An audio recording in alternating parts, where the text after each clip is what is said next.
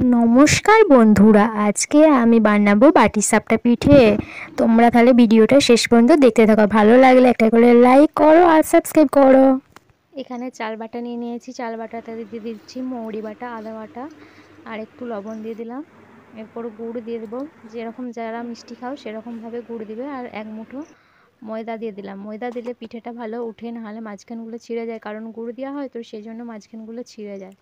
এরপর জল দিয়ে ভালো করে গুলিয়ে গুলিয়ে মাখিয়ে নিচ্ছি। মাখানোটা হচ্ছে খুব পাতলাও হবে না, খুব আটাও হবে না, এইভাবে মাখাতে হবে। এখানে নারকেল কুড়ুনি নিয়েছি, নারকেল কুড়ুনিগুলিতে আমি 2 চামচ চিনি দিয়ে দিচ্ছি। এখানে তাওয়া উনুনে বসিয়ে দিয়েছি, তাওয়াটা গরম হয়ে গেলে সরষের তেল দিয়ে দিলাম একটু, দিয়ে পিঠের গন্নাটা দিয়ে দিলাম তাল পাতায় করে।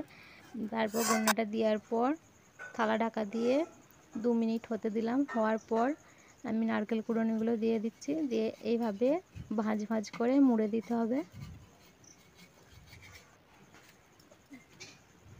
দেখো আমার একটা পিঠ ভাঁজ হয়ে গেছে, আর একটা পিঠ এইভাবে মুড়ে দেব। তারপর আমি একটু ঘি দিয়ে আবার ভালো করে উল্টে পাল্টে ভেজে নেব।